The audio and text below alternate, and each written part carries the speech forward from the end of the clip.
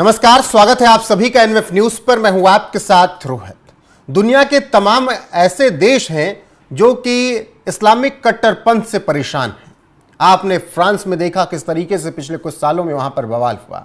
इसी तरीके आप यूके में देख रहे हैं कि आए दिन बवाल होता रहता है। और भारत भी किस तरीके से पड़ोसी मुल्क पाकिस्तान की वजह से परेशानी में रहता है, ये भी आप देखते हैं।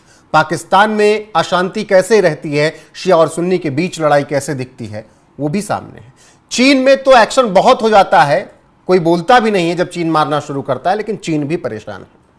ऐसे में अब एक और देश है जो कि बहुत अच्छे से रफ्तार से आगे बढ़ रहा है, लेकिन अब वहां पर उसे अपने अस्तित्व की लड़ाई लड़नी पड़ रही है।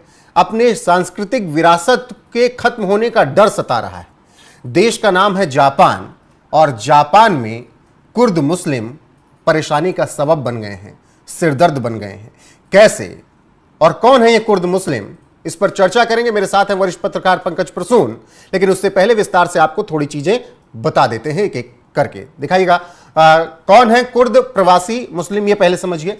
तुर्क से आकर जापान में बसे हैं ये कुर्द मुस्लिम जो हैं, और कुर्द कट्टर सुन्नी मुसलमान होते हैं। ये बंजारा जात के लोग हैं। कौन है कुर्द प्रवासी? 1990 के दशक में जेआर वाराबी स्टेशन के आसपास आकर जापान में ये बस गए। साइतामा प्रांत के कावागुची शहर और वाराबी शहर में फिर बस गए। मतलब धीरे धीरे इनका आप जानते हैं किस तरीके से जुगाड़ लगाते हैं और फिर धीरे धीरे बढ़ते चले जाते हैं। जापान के सिरदर्द कैसे बने कुर्द मुस्लिम जो प्रवासी हैं वो समझिए। जनवरी 2024 में जापानी लड़की के साथ दरिंदगी का आरोप कुर्दों पर लगा, मतलब आते ही क्राइम करना शुरू कर दिया। सितंबर 2024 में 2 जापानी की हत्या कुर्दिश ड्राइवर ने की थी। साल 2023 में 69 कुर्दों को आपराधिक मामलों में गिरफ्तार किया गया। सोचिए कि कितनी जल्दी इन्होंने क्राइम बढ़ाया। कुर्दों की वजह से जापानी परेशान है, उन्हें निकालने की मांग लगातार इस वक्त जापान के कोने कोने में उठ रही है, क्योंकि अपनी सांस्कृतिक विरासत को जापान बचाना चाहता है। अब आगे, जापान के लिए मुस्लिम आबादी बड़ी चुनौती ये कैसे हो गई, ये कुर्द और जो मुस्लिम आबादी है। साल 2023 में मुस्लिम आबादी बढ़कर 3,50,000 हो गई है। आप इससे समझ सकते हैं 18 साल में जापान में 3 गुना मुस्लिम आबादी बढ़ गई है। मुस्लिमों की आबादी, बढ़ती आबादी से जापान को अपनी संस्कृति खोने का डर है, अपनी पहचान खोने का डर है। 1999 में जापान में 5 मस्जिद थी, 2021 में 113 मस्जिद हो गई, और कई जगह पर अवैध मस्जिद बनाई गई। दुनिया से इन्हें फंडिंग हुई, जो कि इस्लाम के आका बन बैठे हैं। शिंटो और बौद्ध धर्म के लोग अपने देश को बचाने सड़क पर उतर गए हैं, क्योंकि शिंटो वहां का प्रमुख धर्म है और बौद्ध भी बड़े तादाद में है। 48% शिंटो हैं और 46% के आसपास बौद्ध धर्म के लोग हैं। पंकज जी, जापान खतरे में या वहां के मुसलमान खतरे में? कौन खतरे में है ये मैं बोलूंगा नहीं, मैं सिर्फ फैक्ट्स बताऊंगा, आंकड़े बताऊंगा जी। 1999 जापान में मुस्लिमों की आबादी है सिर्फ 9,000, 1999 में। उसके बाद 2019 2,30,000 और 2023 3,50,000 और 90 से 95% जो मुसलमान हैं जो जापान में हैं वो दूसरे देशों के हैं, वहां के लोकल नहीं। जो 2-4% हैं भी वहां के लोकल, वो इस वजह से है कि जापानी महिलाओं से इन लोगों ने शादी कर ली है। वो जापानी महिला अब मुस्लिम उनका नाम हो गया है। समझ रहे, वो कन्वर्ट नहीं कर रहे हैं, वो कुछ शादी वगैरह कर ले रहे हैं। इस वजह से एक तो ये आंकड़े हो गए। दूसरा, जो आपने कहा ना कि मुसलमान जापान में खतरे में हैं, मुसलमान जापान के हैं ही नहीं। हुआ ये कि पूरे अरब में, खास करके सीरिया, टर्की वगैरह में और ईरान वगैरह अभी देख रहे हैं ना, तो यहां जो इन लोग का लड़ाई झगड़ा आपस में शुरू हुआ ना, तो इसमें से बहुत सारे मुसलमान यूरोप चले गए, और कुछ जो है कुर्द, खास करके कुर्द जाति के लोग इराक वार के समय जो हुआ था वो जापान आ गए। और चूंकि शांत देश था, चारों तरफ तरक्की थी, और जापानियों की यह आदत होती है कि वो मेहमानों का स्वागत बहुत बढ़िया से करते हैं। कोई भेदभाव नहीं, आपको अपने घर में बिठाएंगे, अच्छा खाना खिलाएंगे, आपको जगह देंगे रहने के लिए, आपके व्यापार में मदद करेंगे। ये उनकी सहृदयता है, जापान का ये कल्चर है। तो इन लोगों को लगा कि ये तो बड़ा बढ़िया देश है, आके बस गए। अब फिर बसने के बाद फिर अपनी जो पुरानी आदत है वो शुरू की कि हमें मस्जिदें भी चाहिए, 110 मस्जिद बना लिया। फिर हमें जगह दे दो, कब्रिस्तान चाहिए, वो भी हो गया। उसके बाद अब धीरे धीरे ये घेट्टो बनाना शुरू किए हैं कि जहां मुसलमान है वहां सिर्फ मुसलमान रहेंगे, और अब क्राइम कर रहे हैं। जापान में महिलाओं के साथ छेड़छाड़ की घटनाएं, रेप की घटनाएं नहीं होती, रेयर कभी एक आध दशकों में हो गया तो हो गया। लेकिन ये जो मुस्लिम आए हैं ना, ये इन्होंने अब सब शुरू कर दिया। वहां पे लोग, वहां के लोगों को ये पता नहीं है कि रिएक्ट कैसे करना है, क्योंकि नहीं होता ना। बहुत शांतिप्रिय मुल्क, मेहनती लोग, ये केवल अपना काम बसने कर आए रहे हैं, हैं, रोजी रोटी के लिए आए हैं, मकसद पूरा करने आए हैं? आते हैं, अरे पेट के जले होते हैं, इनके पास खाने को खुद ही नहीं होता। तो ये यूरोप में, इटली में, फ्रांस में, ब्रिटेन में, उसी तरह जापान में भी आते हैं। जब पेट भर जाता है तब ऐठन शुरू होता है, तब इनको इस्लाम को फिर ख्याल आता है। जब जहाजों में भर भर के जा रहे थे और आधे जहाज डूब रहे थे, समंदर में बह रहे थे, तब इस्लाम नजर नहीं आया। तब तो पेट चाहिए, रोटी। और जब रोटी मिल गई, पेट जब भर गया, तो फिर ऐठन शुरू कि तब तो बुर्का भी अप्लाई करवाएंगे, शरिया भी लागू करवाएंगे, और क्रिमिनल भी करेंगे, और रेप भी करेंगे उस देश की महिलाओं का, और इस्लाम भी बढ़ाएंगे। ये फितरत है। हो सकता है डिप्लोमेटिकली मैं सही नहीं हूं, बहुत अच्छा होता अगर मैं ये कहता कि सारे इंसान तो बराबर ही हैं, सब तो ये बेवकूफी है। जब तक आप घाव को ढकने की कोशिश कीजिएगा ना, तो मवाद जमता जाता है, और उसको ठीक करने के लिए सर्जरी की जरूरत होती है। कोई ये पहला देश तो है नहीं, हमने और मैं पिछले बता दिनों में देखा है पेरिस का क्या हाल हुआ। बिल्कुल, और मैं आपको एक जानकारी दे रहा हूं, वो भारत के लिए भी है, जापान के लिए भी है, और यूरोपियन देशों के लिए भी है। जिन जिन देशों में तरक्की होती है, उन देशों में बर्थ रेट कम होता जाता है। जैसे जापान में आप देखिएगा तो उसका बर्थ रेट कम है, और बुजुर्गों का वो देश बनता जा रहा है। जितने लोग जन्म नहीं लेते उससे ज्यादा मरते हैं। वो इस कारण कि जापानियों ने अपनी आर्थिक तरक्की को ही सब कुछ मान लिया। और हुआ यह कि दिन रात काम करते रहते हैं, स्ट्रेस लेवल है, तो फर्टिलिटी रेट कम गया, शादियां नहीं टिक रही है, बहुत सारे जापानी अकेले रहना पसंद करते हैं। तो ये इकोनॉमिक बूम के लिए तो बहुत अच्छा था, लेकिन सोशल बूम के लिए डिजास्टर है। अब हुआ क्या कि इस जगह को फिल किया उन प्रवासी मुसलमानों ने।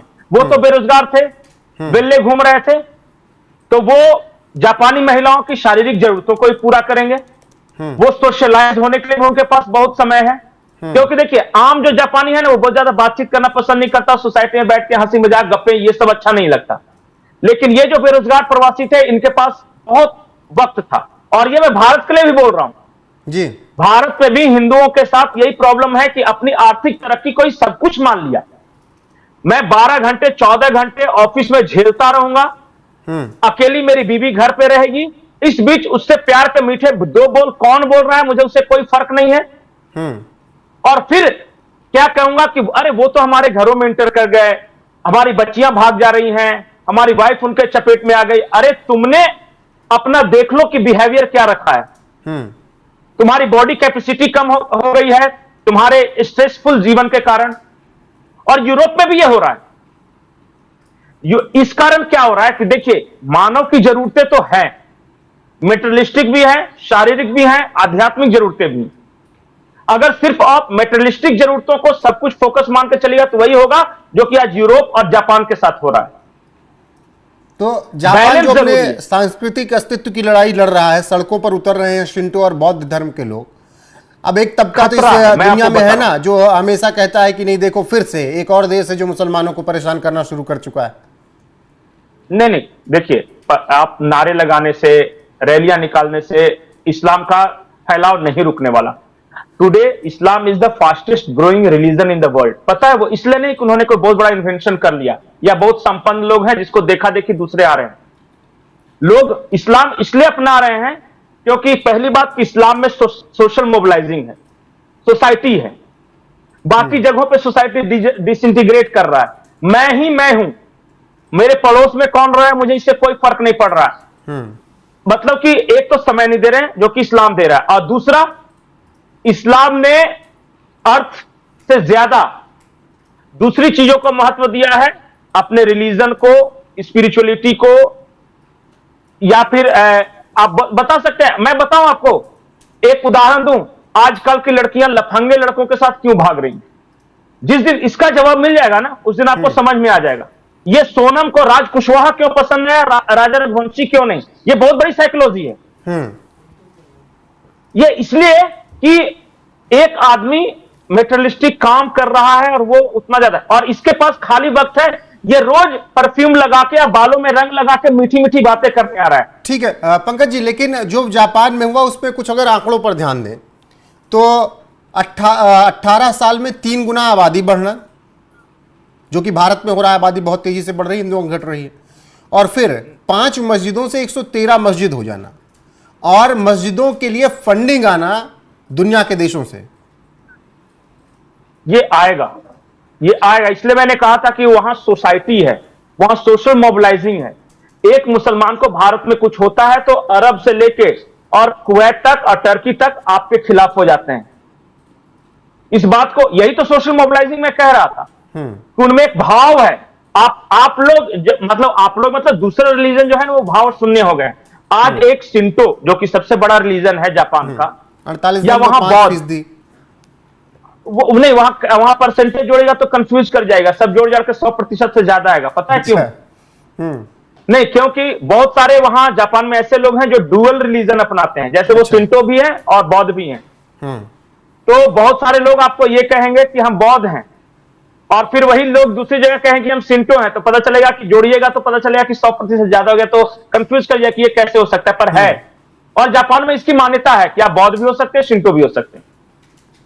तो वहां परसेंटेज पर नहीं जाके मैं ये कह रहा हूं कि वहां आज अगर एक किसी शिंतो लड़की के साथ कोई टर्की से आया हुआ मुसलमान शादी करता है या रेप करता है या क्राइम करता है, तो वहां की सोसाइटी इसका प्रतिरोध नहीं करती। उन्होंने पुलिस पे छोड़ रखा है कि पुलिस जो है और प्रशासन जो है, अगर उसने कुछ किया तो किया, नहीं तो हमें क्या मतलब, हम तो सुबह अपने ऑफिस जाएंगे, मेहनत करेंगे, पैसे कमाएंगे। यही रोग भारत में भी आ रहा है और यही रोग यूरोप में भी था। इसलिए वहां पे देखिए इस्लाम आफत बनता जा रहा है। जहां देखिए ये सब गरीब देश है, जहां भी ये सब इस्लामिक कंट्रीज है ना, मतलब कि ये मैं पाकिस्तान जगह जैसे देशों की बात कर रहा हूं, पाकिस्तान हो गया, अफगानिस्तान हो गया, बांग्लादेश हो गया, अगर वहां पेट्रो डॉलर्स को छोड़ दिया जाए, पेट्रोल वगैरह को, तो बाकी जो देश हो गया, यमन हो गया, ये सब वगैरह बहुत गरीबी है। इवन सीरिया में, फिलिस्तीन में, तो ये बड़ी संख्या में माइग्रेट करते हैं जीने के लिए और रोटी ही खाते। लेकिन पहली प्रायोरिटी तो पेट भरना है, लेकिन पेट भरने के बाद क्या, फिर वो जहनियत काम आने लगती है, और फिर यूरोप और जापान और बाकी दूसरे देशों का वो हाल करते हैं जो कि आज कर रहे हैं। तो सरकारों को बता रहे थे ना, जरूरत है। अगर अभी नहीं जगी जापान सरकार, तो ये जो तरक्की है, जो ये बढ़ रहे हैं आगे, ये सब वहीं पर आ जाएंगे जहां पर तालिबान आ गया, जहां पर सीरिया आ गया, ईरान आ गया, इराक आ गया, फिलिस्तीन आ गया, वहीं पर जापान भी आ जाएगा। नहीं, टारगेट है हर देश के लिए। 2047 इंडिया के लिए टारगेट है, यहां इस्लामिक रूल होगा। उसी तरह 2100 जापान के लिए टारगेट है कि वो इस्लामिक मुल्क हो जाएगा। वो, और देखिए मैं आपको बार बोलता हूं ना कि सरकार क्या करेगी। अच्छा, सरकार क्या करेगी? आज अगर सरकार को लगे कि मुसलमान वोट देने लगे तो मोदी जी जाके रोज बैठेंगे। सरकारों को आप सोशल रिफॉर्मर मत मानिए। वो आज इसलिए कोई हिंदू पार्टी है या कोई सेकुलर पार्टी है क्योंकि उनको वोट दिख रहा है। इसे सोसाइटी में बदलाव की जरूरत है। सोसाइटी को यह फैसला करना होगा कि हमें 24 घंटे सिर्फ पैसे कमाने हैं या दूसरी चीजों पर भी फोकस करना है। जब तक आपके फोकस में डाइवर्सिफिकेशन नहीं होगा ना, जैसे इकोनॉमिक पोर्टफोलियो बनाते हैं ना, तो वो कहते हैं ना कि अलग अलग जगहों पे पैसे जमा करो ताकि एक जगह कहीं डूब भी गया तो दूसरा सुरक्षित रहेगा। उसी तरह जिंदगी में भी अलग अलग जगह पर इन्वेस्टमेंट की जरूरत है। सिर्फ और सिर्फ अपनी पूरी लाइफ को, हर टाइम को सिर्फ पैसे में इन्वेस्ट करोगे तो यही होगा, तुम्हारा परिवार टूटेगा, तुम्हारी बेटी भागेगी, बीबी के अवैध संबंध होंगे। इस चीज को अगर नहीं स्वीकार करोगे तो बाद में वही आएगा, कोई एसी रिपेयर करने वाला आएगा, कोई फल बेचने वाला आएगा, कोई चूड़ी पहनाने वाला आएगा और जमाई टोला बनता जाएगा। इस बात को देखिए, डिस्कशन सोसाइटी में इस बात पर डिस्कशन होना चाहिए। और मैं बहुत महत्वपूर्ण बात बता रहा हूं, जो मोनो रिलीजन है दुनिया के, मोनो रिलीजन मतलब जैसे जापान में सिर्फ शिंटो है, या भारत में सिर्फ हिंदू है, भारत और नेपाल में, या फिर इजराइल में सिर्फ यहूदी हैं, इनको सबसे ज्यादा सावधान रहना है। क्योंकि बाकी देश तो ठीक है कि एक मिटेंगे तो दूसरे रह जाएंगे, तुम मिटोगे तो तुम्हारी पूरी संस्कृति मिट जाएगी और तुम्हारा वजूद खत्म हो जाएगा और तुम सबसे ज्यादा टारगेट पे हो। आज दुनिया भर के मुसलमान सबसे ज्यादा किसको गाली देते हैं? यहूदियों को। आपकी आवाज चली गई। वजूद बचाने के लिए पंकज जी जापान लड़ाई लड़ रहा है, सड़कों पर है और विद्रोह शुरू हो चुका है। सारे देश नहीं, सारे देश जो मोनो रिलीजन, जैसे कि एक एक देश है, जैसे शिंटो का एक देश है जापान, हिंदुओं का एक देश है भारत नेपाल, दो देश समझ है, उसके बाद यहूदियों का एक देश, ये सबसे पहले निशाने पर है। सबसे ज्यादा खतरा इन्हीं को है। ठीक है, क्योंकि क्रिश्चियनिटी इस्लाम को इसलिए खतरा नहीं है कि उनको पता है कि अभी तुरंत इनको खत्म नहीं करना है, एक खत्म होगा दूसरा देश रह जाएगा, लेकिन उन लोगों को पता है कि अगर भारत को खत्म कर दिया तो हिंदू खत्म हो जाएंगे, सनातन संस्कृति मिट जाएगी।